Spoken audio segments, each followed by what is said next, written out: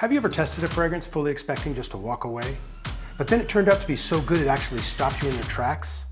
Well, that's what happened with the two of these. I tested Valentino's Purple Melancholia and Azzaro's Forever Wanted Absolu, and I was hooked. This wasn't a blind buy, this was a calculated bad decision. Now normally I like to wait until fragrances have been out for a while and they hit discounters for that sweet, sweet discount.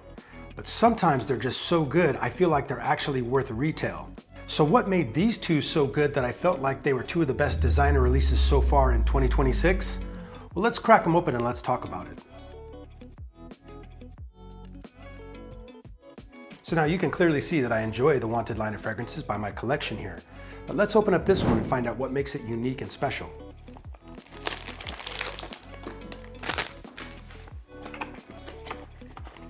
Okay, your typical cardboard box, as you expect with most designers. Nothing too fancy, and we are actually just going to dispose of that because it's just a cardboard box. Now let's take a look at the bottle. You can see it looks very much like the other bottles in the line here. However, I will say that it's kind of a amalgamation of the other bottles. You can see that it kind of looks like they've kind of just combined some of the other bottles.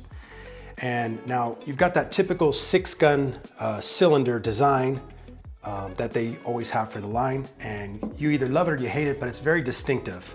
At this point, I feel like it's a little tired, and I think maybe they should probably move on from the design, although it is iconic and distinct.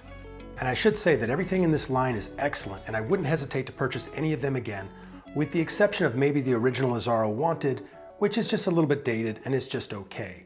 For me, excluding the new one, which I haven't lived with yet, the standout and my favorite in the line is probably the Most Wanted Parfum.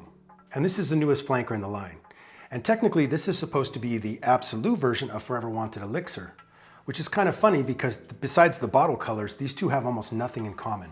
So this is a raspberry and leather fragrance, whereas this one, and we can take a look at it while we talk about it, this is vanilla, whiskey, and smoke.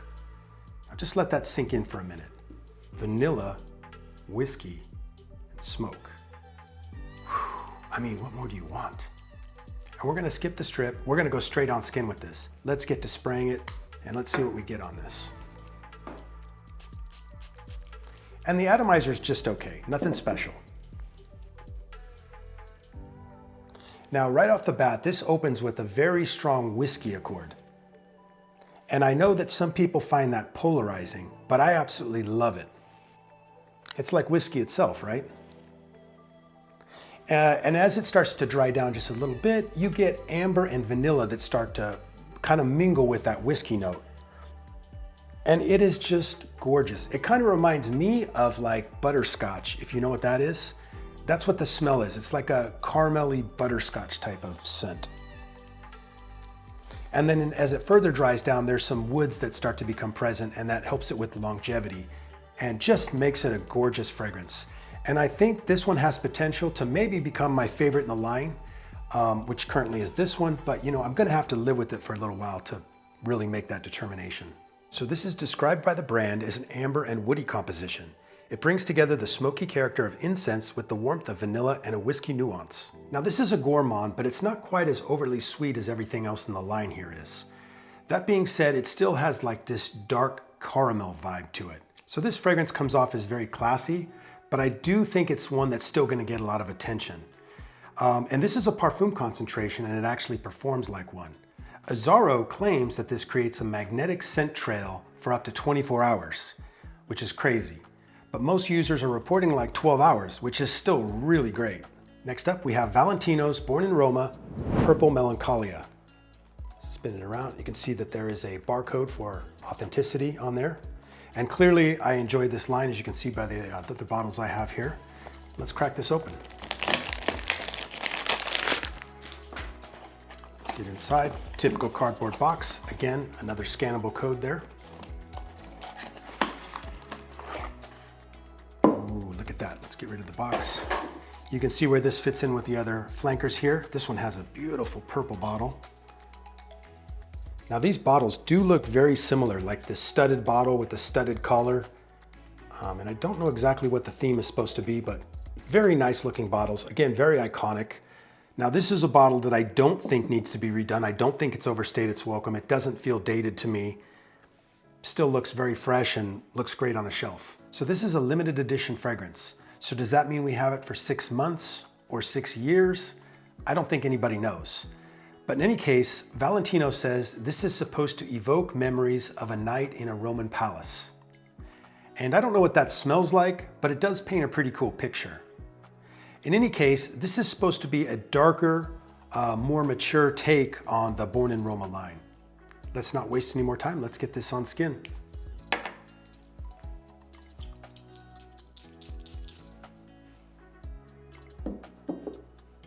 Gorgeous. So this is a creamy coconut fragrance with a little bit of spice. So this kind of reminds me of like a chai tea latte made with like a very thick coconut milk. And you have a little bit of spices that are kind of peeking through there too. Very creamy. And I think that the spices make it a little bit more mature and a little bit darker, which adds interest to the fragrance. As it continues to dry down, you start to get some of the lavender coming through. And that smells like kind of a luxury soap. Valentino describes it as an ambery, aromatic, woody fragrance that opens with spicy cardamom and a creamy coconut accord, complemented by sparkling bergamot and a lavender trail. So I had to look this one up because purple melancholia sounds to me like it translates to like purple sadness, which would be a terrible name for a fragrance. But apparently the melancholia is supposed to mean like moodiness or introspection, and the purple represents like a luxury night out feel. And that kind of sounds a little nicer. So the community reports on performance have all been very good. People say that this lasts all night and it projects very strongly. And that makes kind of sense. Now it's not gonna last as long as the Azzaro, of course, because that is a parfum concentration, but having a less of an oil concentration being an EDT, it's more likely to have a little bit more lift and projection to it. Now, will this take over as my favorite fragrance in the entire line? It may. Time will tell, but that's a very tall order because I absolutely love Born in Roma Intense, but it's a good contender. So I buy a lot of fragrances. So when a new flanker comes out, oftentimes I kind of know what I'm going to get before I even put it on. But these two, they genuinely surprised me. They both smell unique. What I like about these two is that they have a texture to them. They're not just scents, they kind of have a vibe to them, like they put you in a mood. And you know, they're both very different moods, but they kind of have their own mood to them when you spray them on. And the Azzaro, being a designer that lasts 12 plus hours, I mean, that's insane. So I rarely say this, but I'm gonna say that for me, these were both worth full retail price.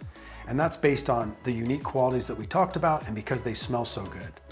Now, if you're patient, these will probably come to discounters, and this one especially will come down in price quite a bit, I'm sure, in time, whereas the Valentinos don't really drop in price quite as much. They're a little harder to find at discounters for a good price, so that can factor in your decision as well. Let me know down in the comments if you've tried either of these, whether you agree with me. Are they worth paying full retail price for? And if you're new here and you're into fragrances, make sure to subscribe. We have a lot more coming.